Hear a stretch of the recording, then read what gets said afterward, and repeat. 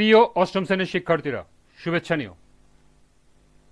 আজকে আমি তোমাদের 2025 সালের বাংলাদেশ ও বিশ্ব পরিচয় বিষয়ের নতুন বই থেকে দশম অধ্যায় এর 106 পৃষ্ঠার কাজ সমাধান করে দেব।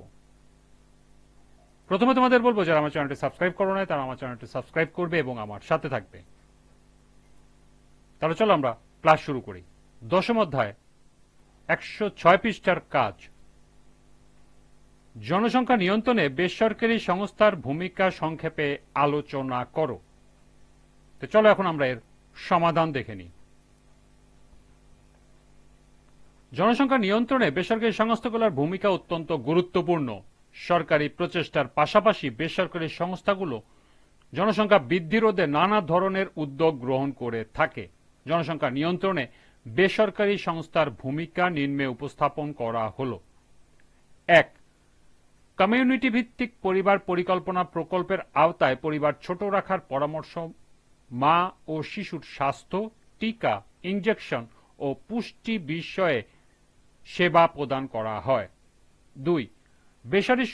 বেসরকারি সংস্থাগুলো দুটি সন্তানের পরিবার গড়ার জাতীয় লক্ষ্য অর্জনে কাজ করছে। পরিবার পরিকল্পনা পদ্ধতি গ্রহণে জনগণকে উদ্বুদ্ধ করার জন্য তারা কাজ করছে। 3. দেশে বাল্য বিবাহ রোধ করার জন্য জনগণকে উদ্বুদ্ধ করার ক্ষেত্রে বেসরকারি উন্নয়ন সংস্থাগুলো বেশ গুরুত্বপূর্ণ ভূমিকা রাখছে। 4.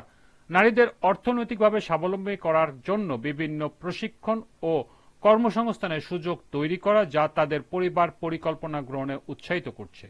5. বেসরকারি সংস্থাগুলো বিশেষজ্ঞরা মা ও শিশুর স্বাস্থ্যসেবা, টিকাদান ও পরিবার পরিকল্পনা পদ্ধতি সম্পর্কে জনগণকে প্রশিক্ষিত করছে। 6. জনসংখ্যা সমস্যা মোকাবেলায় বেসরকারি সংস্থাগুলো জনগণকে সচেতন করার জন্য নানা রকম উপকরণ তৈরি ও ব্যবহার করে। 7. বেসরকারি সংস্থাগুলো স্থানীয় ধর্মীয় নেতাদের জন্য কর্মশালা আয়োজন করে, তাদের এই ব্যাপারে উদ্বুদ্ধ করে। ধর্মীয় নেতাদের জনসংখ্যা হ্রাসের ক্ষেত্রে ভূমিকা পালন করে। 8.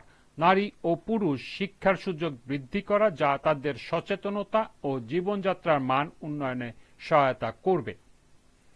জনসংখ্যা নিয়ন্ত্রণে বেসরকারি সংস্থাগুলো একটি শক্তিশালী সহায়ক হিসাবে কাজ করে থাকে। সরকারি উদ্যোগের পাশাপাশি তারা সচেতনতা, সেবা, শিক্ষা এবং স্বাস্থ্য খাতে উল্লেখযোগ্য অবদান রাখে। এই ছিল এই কাজের সমাধান। আজকের ক্লাসটি এ পর্যন্তই। সবাইকে আবারও বলছি, যারা আমার চ্যানেলটি সাবস্ক্রাইব করো না তারা আমার চ্যানেলটি সাবস্ক্রাইব করবে এবং আমার সাথে থাকবে। সবাইকে পরবর্তী ক্লাস দেখার আমন্ত্রণ জানিয়ে আজকের মতো আমি এখানেই বিদায় নিচ্ছি। আল্লাহ হাফেজ।